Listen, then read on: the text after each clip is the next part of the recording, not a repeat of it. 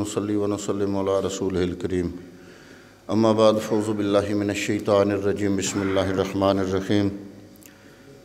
انتہائی واجب الاحترام قابل تکریم معزز و محترم و مکرم حاضرین و سامعین، کرونا وائرس جیسی وبائی امراض کیا متعدی ہیں یا نہیں ہیں، اور ان سے احتیاط کرنا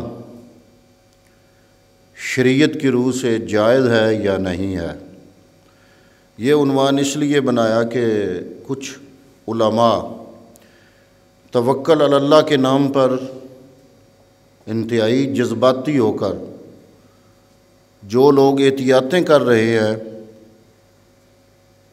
ان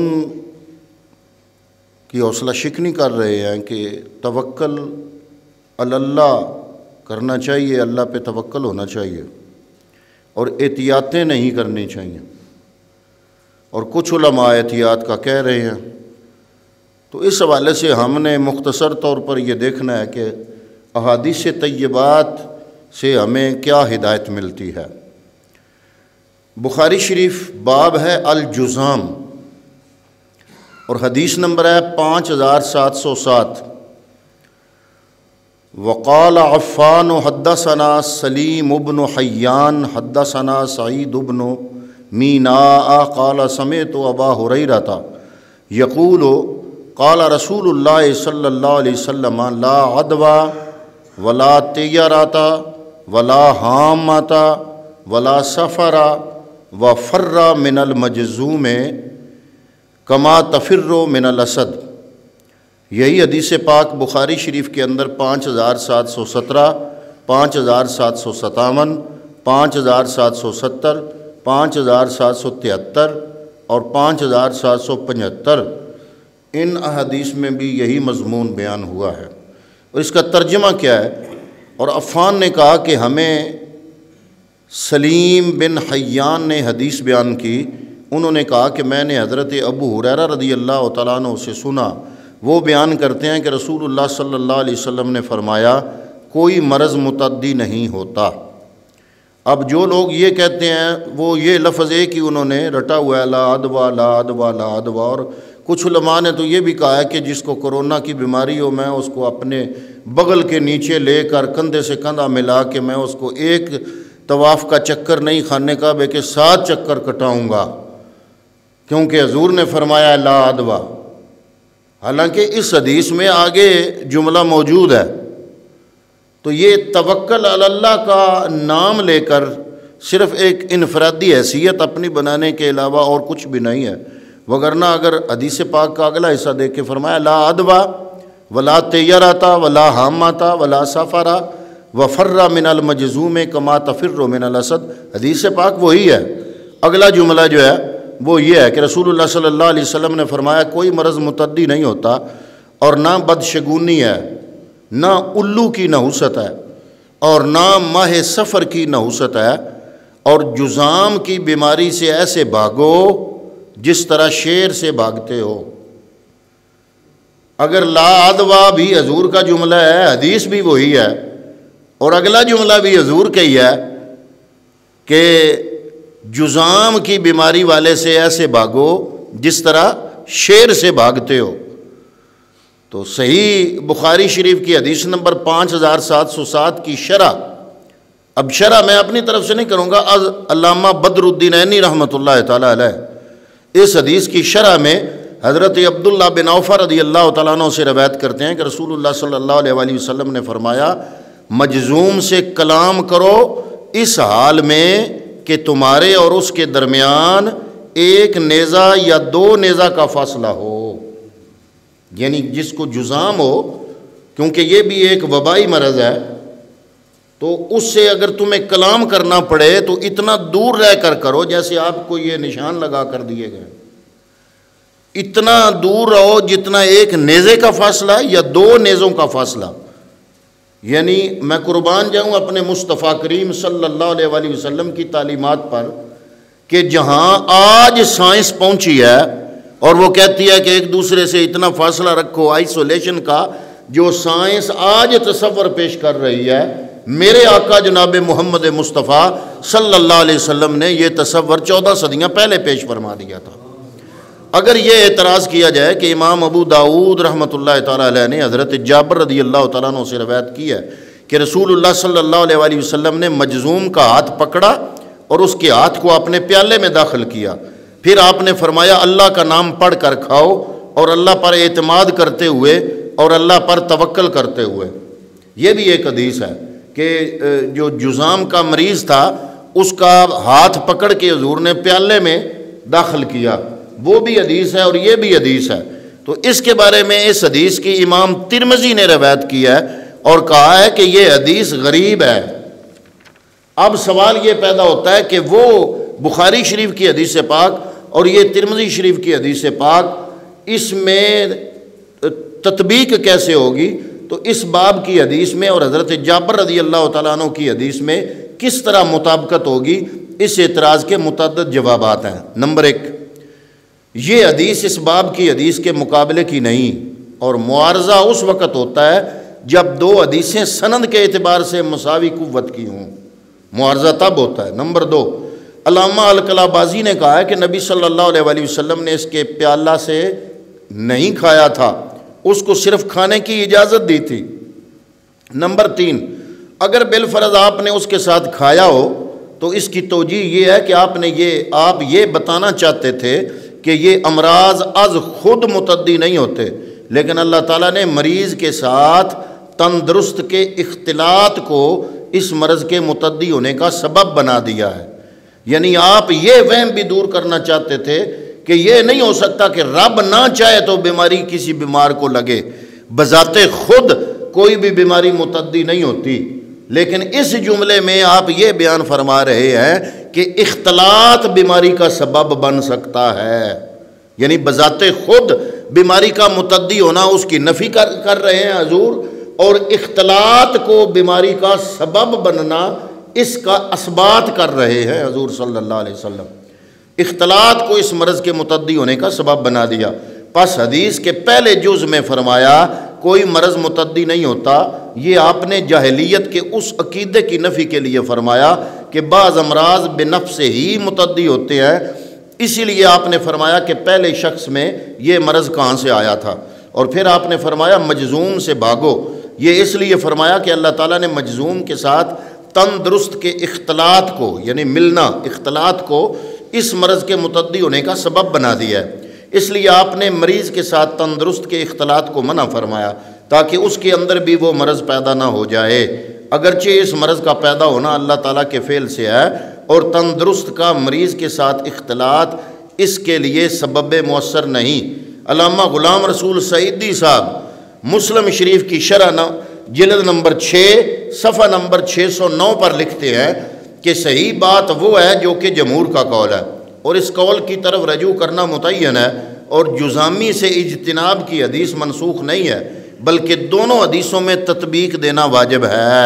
ایک قول یہ ہے کہ جذامی سے اجتناب کرنے اور اس سے بھاگنے کا حکم استحباب اور اختیات پر محمول ہے، یعنی یہ استحباب مستحب ہونا کسی کام کا کہ کر لو تو اچھا ہے، واجب نہیں قرار دیا جا رہا اس حدیث سے کہ استحباب پر محمول ہے، یہ حکم وجوبی نہیں، اور جذامی کے ساتھ کھانا بیان جواز کے لیے، اور جو آپ جذومی کے ساتھ کھانا کھایا یہ وہ کوئی واجب یا سنت قرار دینے کے لیے نہیں، وہ بھی جواز کے لیے ہے۔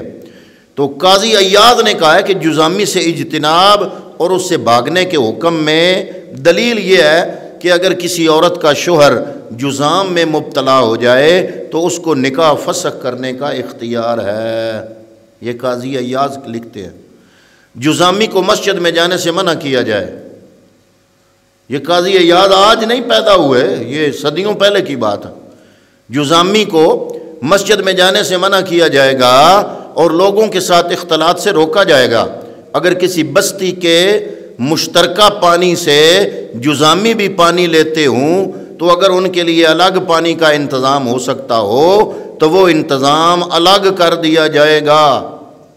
شرح صحیح مسلم شریف جلد نمبر 6 صفحہ نمبر 609 علامہ یحییٰ بن شرف نووی رحمۃ اللہ تعالیٰ علیہ کے حوالہ سے اسی طرح مسلم شریف کا باب ہے، باب کا نام ہے اجتناب المجزوم و نحوہ، حدیث نمبر ہے 5706، یہ مسلم شریف کی حدیث پاک ہے۔ حدثنا یحییٰ بن یحییٰ اخبرنا ہشیم وحدثنا ابو بکر ابن شیبۃ حدثنا شریک بن عبد اللہ وہشیم بن بشیر عن یعلا بن عطاء عن عمرو بن الشرید عن ابیہ قال کان فی وفد ثقیف رجل مجزوم فارسل الیہ النبی صلی اللہ علیہ وسلم انا قد بایعناک فرجہ۔ عمر بن شرید اپنے باپ سے روایت کرتے ہیں کہ ثقیف کے وفد میں ایک جذامی شخص تھا، ثقیف بنو ثقیف کا وفد حضور سے ملنے کے لیے آ رہا تھا، اس میں ایک جذامی یعنی کوڑ کے مرض والا تھا۔ تو جب حضور کو پتہ چلا کہ اس میں ایک جذامی آ رہا ہے، ابھی آیا نہیں، حضور نے اس کی طرف پیغام بھیجا، کیا؟ فَأَرْسَلَ إِلَيْهِ النبی صلی اللہ علیہ وسلم انا قد بایعناک فرجہ۔ اس بندے کو حضور نے پیغام بھیجا کہ ہم نے تمہیں بیعت کر لیا، وہاں سے ہی واپس لوٹ جاؤ۔ کیوں؟ حضور خود نہیں ڈر رہے تھے وہ مجھے بیماری لگ جائے گی، اس لیے کہ حضور مسجد نبوی میں بیٹھے ہیں، کوئی آ رہا ہے کوئی جا رہا ہے، صحابہ کا ہر وقت مجمع ہے، تو حضور نے اختلاط روکنے کے لیے اس کو منع کیا کہ میں نے تمہاری بیعت کر لی، حالانکہ ابھی وہ آیا نہیں۔ حضور نے گویا کہ یہ فرمایا کہ بیعت ہوتی ہے دل کے ارادے سے، تم نے ارادہ کر لیا بیعت کا، میں نے تمہارے ارادے کو قبول کر لیا۔ قد بایعناک، ہم نے تمہیں بیعت کر لیا، ابھی وہ آیا نہیں محفل میں، حضور فرما رہے ہیں میں نے بیعت کر لیا، قد بایعناک فرجہ، ادھر سے ہی واپس پلٹ جاؤ۔ تو یہ آئسولیشن کا تصور 14 صدیاں پہلے ہمارے پیغمبر نہیں دے رہے، تو پتہ چلا کہ یہ احتیاط کرنا یہ غیر شرعی نہیں ہے، احادیث کی روشنی میں جائز ہے۔ نمبر 4، اگر ایک روایت میں ہے کہ حضور صلی اللہ علیہ وآلہ وسلم نے جذامی کے ساتھ کھانا کھایا تو وہ ان کا اپنا ذاتی فعل ہے، ایک ہے حضور کا اپنا ذاتی عمل، ایک ہے حضور کا قول، حضور کا ہمارے لیے حکم۔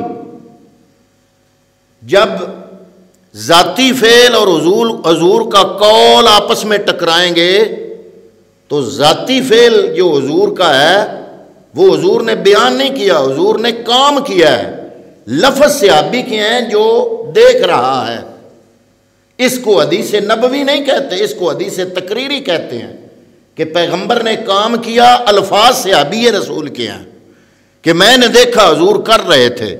اب یہ الفاظ صحابی کے ہیں، حضور کے فعل کو صحابی بیان کر رہا ہے، اس کو حدیث تقریری کہتے ہیں۔ اور ایک ہے حضور بول کے خود ارشاد فرما رہے ہوں، اس کو حدیث قولی کہتے ہیں، حضور کا قول، حضور کا حکم۔ تو جہاں یہ دونوں حدیثیں ٹکرائیں وہاں تقریری کو نہیں دیکھا جائے گا، حضور کے حکم کو دیکھا جائے گا۔ تو گویا کہ اگر ایک روایت میں ہے کہ حضور صلی اللہ علیہ وسلم نے جذامی کے ساتھ کھانا کھایا تو وہ ان کا اپنا ذاتی فعل ہے جو آقا علیہ السلام کی اپنی حالت پر ہے، اسی کو حدیث تقریری کہتے ہیں۔ اور وفر من المجزوم کما تفر من الاسد، یہ آپ صلی اللہ علیہ وآلہ وسلم کا حکم ہے۔ اور تقریری حدیث کے مقابلے میں جب حکمی اور قولی حدیث یعنی آپ کا حکم ہوگا تو اس پر عمل ہوگا۔ اسی طرح مسلم شریف کتاب اور باب ہے کتاب السلام، حدیث نمبر ہے 5668۔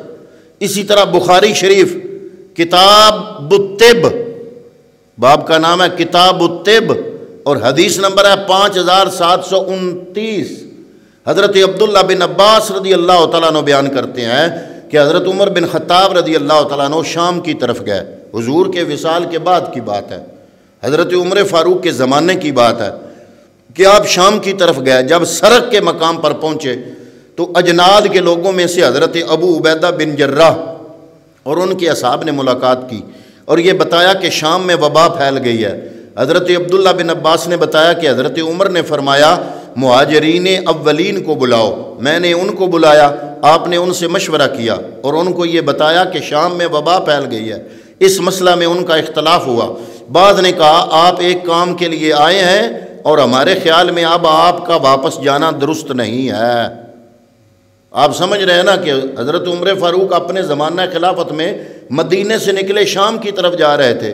اب شام کا یہ بارڈر ہے، سرک کا مقام، جب وہاں پر پہنچے تو آپ کو پتہ چلا ملک شام میں تو وبا پھوٹ پڑی ہے۔ تو آپ نے صحابہ کو بلایا، پوچھا اب کیا کریں؟ انہوں نے کہا کہ جس کام کے لیے آپ جا رہے ہیں اس سے واپس جانا مناسب نہیں ہے، درست نہیں ہے۔ بعض نے کہا کہ آپ کے پاس بعض متقدمین اور اصحاب رسول صلی اللہ علیہ وآلہ وسلم موجود ہیں اور ہمارے خیال میں یہ مناسب نہیں ہے کہ آپ ان کو وبائی علاقے میں لے جائیں۔ آدھے صحابہ نے کہا کہ یہ مناسب نہیں ہے کہ ان لوگوں کو آپ وبا کے علاقے میں لے جائیں، اس لیے ہمارا یہ مشورہ ہے کہ آپ واپس جائیں۔ حضرت عمر نے کہا اچھا اب آپ جائیں۔ پھر آپ نے فرمایا کہ میرے لیے انصار کو بلاؤ۔ مہاجرین کو تو بلا کے مشورہ لے لیا نا، آدھوں نے کہا جاؤ، آدھوں نے کہا نہ جاؤ۔ اب حضرت عمر فاروق نے فرمایا انصار کو بلاؤ۔ اب پھر انصار کو بلایا، پھر آپ نے ان سے مشورہ کیا، انہوں نے بھی مہاجرین کی طرح اپنی اپنی رائے کا اظہار کیا اور اس طرح مختلف آراء بیان کی۔ کچھ نے کہا جاؤ، کچھ نے کہا نہ جاؤ۔ حضرت عمر نے کہا آپ لوگ بھی تشریف لے جائیں۔ پھر فرمایا قریش کے ان بزرگوں کو بلاؤ جو فتح مکہ سے پہلے اسلام لائے تھے۔ ان میں سے 2 شخصوں نے بھی اختلاف رائے نہیں کیا اور سب نے یہی کہا کہ ہماری رائے میں آپ واپس لوٹ جائیں اور لوگوں کو وبائی علاقے میں لے کر نہ جائیں۔ بالآخر حضرت عمر نے یہ اعلان کرا دیا کہ میں صبح کو سوار ہو جاؤں گا، سو لوگ بھی سوار ہو گئے۔ اب حضرت ابو عبیدہ بن جراح نے کہا کیا آپ اللہ کی تقدیر سے بھاگ رہے ہیں؟ ملک شام کی طرف جو جا رہے تھے، واپس مدینے آپ جا رہے ہیں۔ ابو عبیدہ بن جراح کہتے ہیں کیا آپ اللہ کی تقدیر سے بھاگ رہے ہیں؟ افرارم من قدر اللہ، حدیث کے یہ لفظ ہے، افرارم من قدر اللہ، کیا آپ اللہ کی تقدیر سے بھاگ رہے ہیں؟ تو حضرت عمر نے کہا کاش یہ بات آپ کے سوا کسی اور نے کہی ہوتی، کیونکہ آپ کا تو مقام علمی حوالے سے بہت تھا نا۔ تو حضرت عمر فاروق یہ نہیں چاہتے تھے کہ میرا ان سے اختلاف ہو، تو حضرت عمر فاروق نے اس کے جواب میں فرمایا کاش آپ کے سوا کسی اور نے یہ بات کہی ہوتی۔ اور حضرت عمر ان سے اختلاف کرنا اچھا نہیں سمجھتے تھے۔ کہا ہاں ہم اللہ کی ایک تقدیر سے دوسری تقدیر کی طرف جا رہے ہیں، ساتھ جواب بھی دیا۔ فرمایا بھاگ رہے ہیں، ہاں بات ٹھیک ہے، ایک تقدیر سے دوسری تقدیر کی طرف بھاگ رہے ہیں۔ تو فرمایا نام نفرو من قدر اللہ الی قدر اللہ۔ مسلم شریف کتاب الطب، بخاری شریف کتاب الطب جلد نمبر حدیث نمبر 5729، مسلم شریف کتاب السلام حدیث نمبر 5668۔ تو فرمایا نام نفرو من قدر اللہ الی قدر اللہ۔ فرمایا ہاں ہم اللہ کی ایک تقدیر سے دوسری تقدیر کی طرف بھاگ رہے ہیں۔ اب حضرت عمر کہتے ہیں مجھے یہ بتلاؤ اگر تمہارے پاس اونٹ ہوں اور تم کسی ایسی وادی میں جاؤ جس کے 2 کنارے ہوں، ایک سرسبز اور شاداب ہو اور دوسرا بنجر اور ویران ہو، اب اگر تم سرسبز کنارے پر اپنے اونٹ چراؤ تو وہ بھی اللہ کی تقدیر ہے، اور اگر خشک کنارے پر چراؤ تو وہ بھی اللہ کی تقدیر ہے۔ اتنے میں حضرت عبد الرحمن بن عوف آ گئے جو پہلے کسی کام سے گئے ہوئے تھے۔ انہوں نے کہا مجھے اس مسئلہ کا علم ہے، میں نے رسول اللہ صلی اللہ علیہ وآلہ وسلم کو یہ فرماتے ہوئے سنا جب تم کسی علاقے میں وبا کی خبر سنو تو وہاں نہ جاؤ، اذا سمعتم بہ بارض فلا تقدموا علیہ، اور اگر تمہارے علاقے میں وبا پھیل جائے تو اس وبا سے بچنے کے لیے وہاں سے نہ نکلو۔ حضرت عبداللہ بن عباس نے بیان کیا کہ پھر حضرت عمر نے اللہ کا شکر ادا کیا اور واپس لوٹ گئے۔ تو حضرت عمر نے اللہ کا شکر ادا کیا کہ میں نے فیصلہ حضور کے حدیث پاک کے مطابق کیا ہے۔ تو پتہ چلا کہ اگر احتیاط نہ کرنی ہوتی اور لا ادوا والا کام ٹھیک ہوتا تو حضرت عمر نہ واپس جاتے۔ اب دین کو حضرت عمر سے زیادہ سمجھنے والا کون ہے مسلمان؟ حضرت عمر وہاں سے واپس آ رہے ہیں۔ اسی طرح جناب یہ تو عمر فاروق کے زمانے کی بات ہے، عمر فاروق کے زمانے کے بعد اسی طرح 749 ہجری اور 833 ہجری میں طاعون یعنی وائرل بیماری کے متعلق چند علماء کا رویہ اور اس کے نتائج تاریخ میں گزر چکے ہیں۔ 749 ہجری میں دمشق کے طاعون کے متعلق علامہ شہاب الدین ابن ابی حجلہ نے بیان کیا ہے کہ پھر شہر میں 3 دن کے روزے کا اعلان کیا گیا۔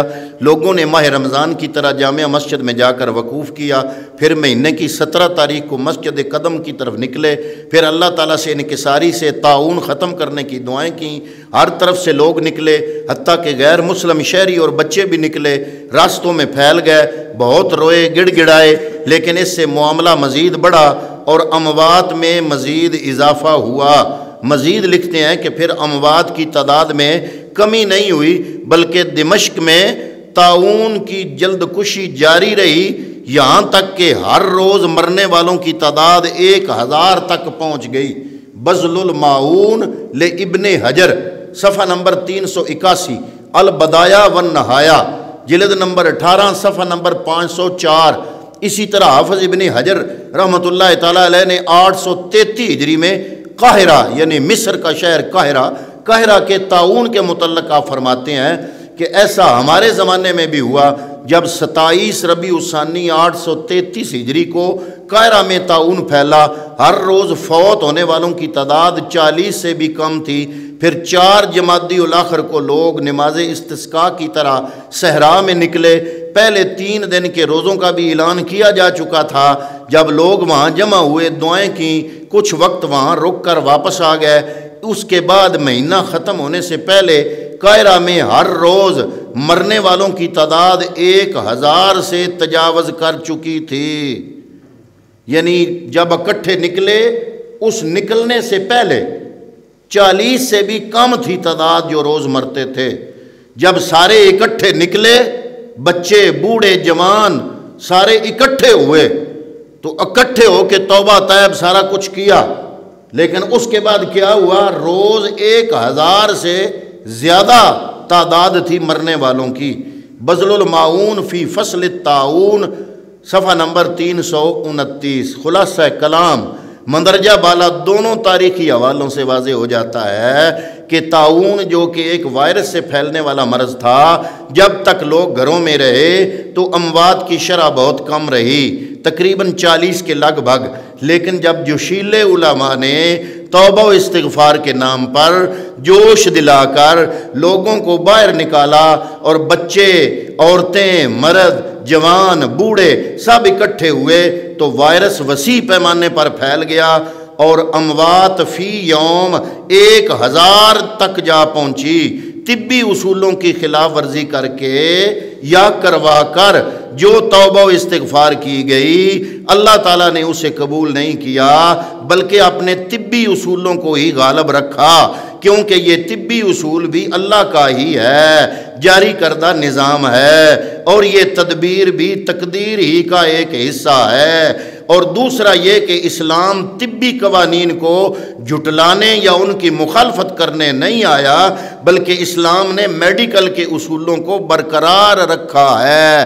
مندرجہ بالا احادیث بخاری شریف، مسلم شریف کی واضح کرتی ہیں کہ ہمیں وبائی امراض کے حوالے سے آئسولیشن اور کرنطینیہ کا تصور جو سائنس اب دے رہی ہے، یہ پیغمبر اسلام نے 14 صدیاں پہلے یہ تصور دے دیا تھا۔ تو پتہ چلا اس وائرل بیماری سے بچنے کے لیے یہ جو احتیاطی تدابیر ہیں یہ شریعت کے خلاف نہیں ہے، احادیث کے خلاف نہیں ہے، بلکہ شریعت کے عین مطابق ہیں۔ دعا ہے کہ اللہ تعالیٰ اس ماہ مبارک کا صدقہ اس وبائی مرض سے امت مسلمہ کو محفوظ فرمائے، آمین۔ وما علیہ الا البلاغ